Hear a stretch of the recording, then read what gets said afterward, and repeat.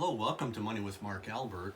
Really appreciate you being with me. Today we need to make an announcement on an update on the first-time homebuyers incentive. Now I have two prior videos. I have the original launch video plus an update. Now the federal government have released the operational policy manual, and it's right here. And I read this. It came out yesterday, and I read this in the last 2 days. And then they also have a question and answers manual, so went through that as well. So went through that to make it easy for all of you, and I put the highlights of some of the new things in here. Now those two manuals, I will put the PDF link at the bottom in the description for this video. So we're going to go over some brief review of this program in terms of the highlights and some new things that we didn't know prior to the release of the operational policy manual. So let's get into this right now.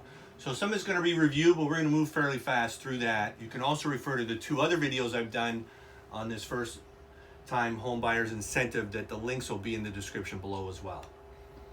So first of all, it's a shared equity mortgage with the federal government, with CMHC, and CMHC are the program administrator for this whole thing. Now CMHC, of course, stands for Canada Mortgage and Housing Corporation, and they're a crown corporation of the government of Canada. Okay, so everything gets funneled through them on the administrative side. They're running the show. So the program starts September 2. In fact, you cannot submit an application prior to September 2. It will get declined.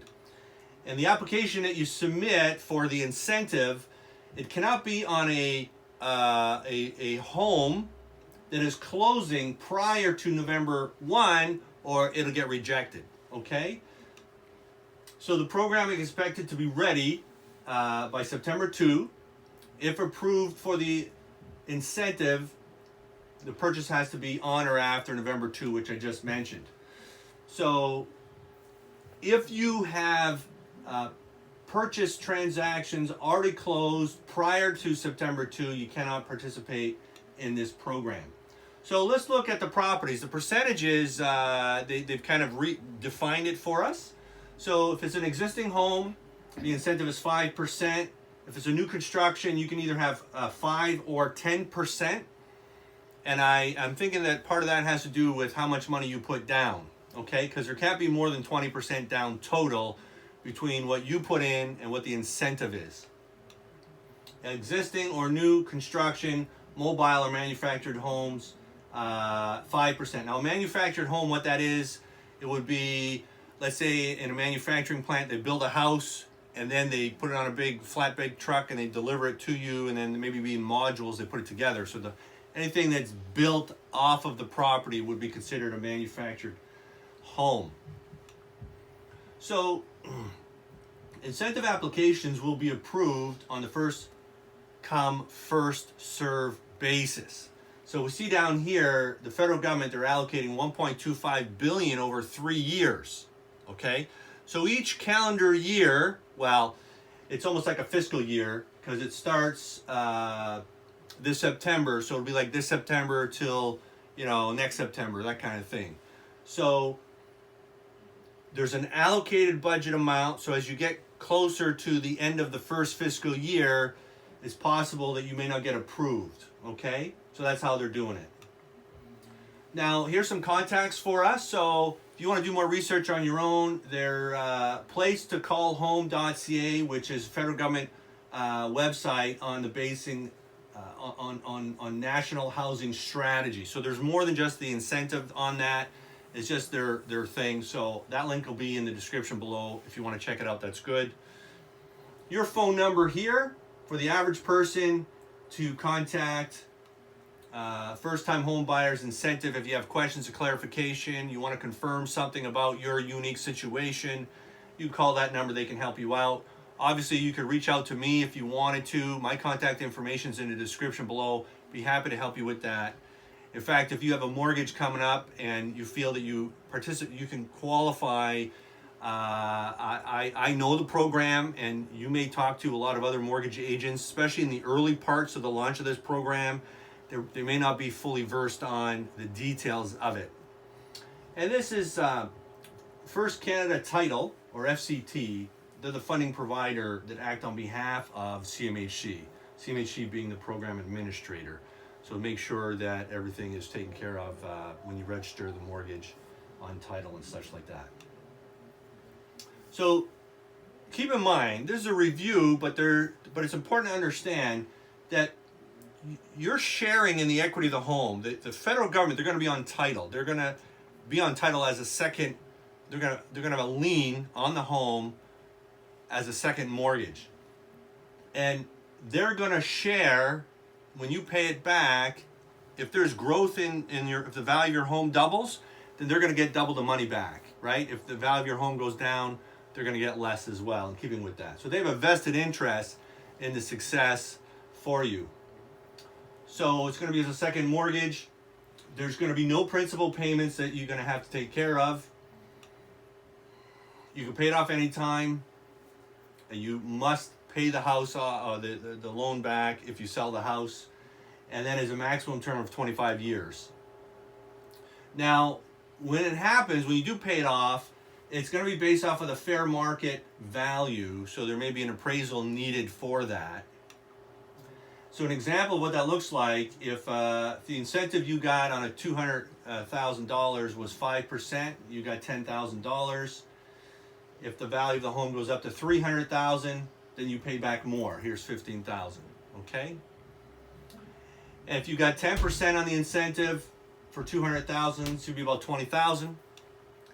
And then when you sell, if the value goes down to $150,000, then you pay back less, okay? So they're going to participate in the gains and the losses on the value of the home. So one thing that's new here is obviously the household income of $120,000, which we knew. And if there's a guarantor, sometimes, people, they'll have someone as a guarantor to help you qualify. And the guarantor may not actually be on title on the house. Well, the income for that guarantor will in fact count towards this $120,000. So if your family already makes $100,000 and then the guarantor makes another $50,000, all of a sudden that math won't work. All right. So it can't be more than 4 times the household income in terms of the value of the insured mortgage and the incentive amount. Okay. So who can apply? And we still have a lot of new stuff coming in this PowerPoint here, but you have to be a Canadian citizen, either a permanent resident or a non-permanent resident who are legally authorized to work in Canada. So if this is you, fantastic, you can participate. Now, they have it set up, and this is new in terms of clarification, so they have it set up as a maximum incentive amount. So if you want 10% incentive, you need to put at least 5% down, but the maximum, so if you have a lot more money you want to put down, you can only put 9.99% because the total needs to be under 20% down payment to qualify for as an insured mortgage under CMHC. So if you're getting a 5% incentive, the maximum down payment is 14.99. So the maximum closing dates. So this is interesting. So if it's an existing home, 6 months from the time of the application being approved.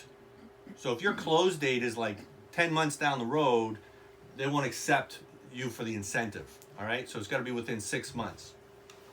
And if it's a new construction home, 18 months from the time of the application approval. Now this is interesting because some new constructions are like 2-3 years out almost, right? So if this is part of your strategy to help you with the new construction, make sure you understand this, and then so that you don't get so that it works out for you. And in all cases, the closing date can't be beyond March 31st, 2024. Why is that? I don't know, but it's a 3-year program right now. They haven't talked about extending it forever, so for now, it's just a 3-year program for this incentive. So that would be the end in light of that 3-year time frame. So incentive loan security. Now, most people, you're going to read what I put there, you're not going to know what I'm talking about, okay, which is fine, all right? So the first insured mortgage shall not be secured by collateral mortgage, so collateral charge mortgage, unless the first ranking lender has expressed subordinate any uninsured loan components of the collateral charge to the incentive. Now this is confusing. So basically, a lot of the banks, they'll give you a mortgage, but they're going to put you in a collateral charge mortgage. And when they do that, the charge, they register it differently than a traditional mortgage. And oftentimes, collateral charge mortgages, they'll put a higher lien against your house than the size of your mortgage. That's not going to fly with this, because the federal government, CMHC, they are going to be registered as a second mortgage on the house. Okay? So basically, for now, just stay away from collateral charge mortgages if you want to participate in that. If you want to work with me, I don't sell these to clients, so if we're doing a 5-year fixed rate mortgage, you're not going to be set up with one of these, but you're going to get the best rate. So that's just something to be wary about, and just know what kind of mortgage you're getting put in if you're going to participate in this right here. So this is basically debt servicing ratio. So for you mortgage guys out there who are submitting applications, just know that when calculating the debt service ratios for the client, the incentive is not to be included in the debt obligation. So the loan they're getting from CMHC is an incentive. Yes, it needs to be paid back as a loan, but we don't add it as a debt against the client with their debt servicing ratio obligations. Okay, so just note that. Property eligibility. So of course it needs to be in Canada, and it must be suitable and available for full-time, year-round occupancy. So you can't like get some kind of a cottage or something you use as a cottage, but you're only there, 6 months a year or something like that. So that won't fly.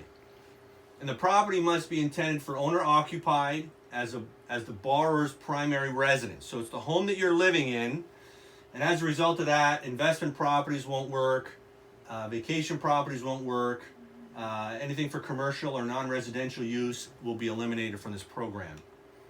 So application submission, all right, this is fun here, is the approved lender must submit a high ratio mortgage, and it's going to either go, we talk about CMHC a lot, but there's 3 others that do what they do. So Canada Guarantee or Genworth or CMHC. So either of those will qualify. And then when they submit it, you don't have to worry about this, but when they submit it, they got to put this code down in there, all right, for either 5% or 10%. And once the application is submitted, sometimes after an application is submitted, there is things that you modify. So there's a process in the manual, which the link you'll have below, section 2.6.2, there's instructions on how to cancel it, and if you have to make changes after it's been approved, what you got to do, section 6.3, so check that out.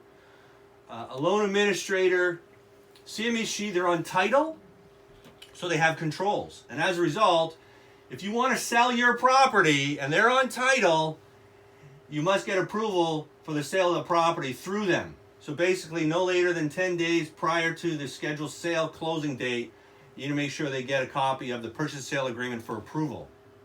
So in terms of default management, just know that check section 8 in the operational manual, which is the link below if you want more information. I know it went fast. Hope it was very helpful for you. Listen, call me if you have any questions. I'd love to help you with your mortgage if that's the case. Have yourself a wonderful day, and look forward to talking to you soon.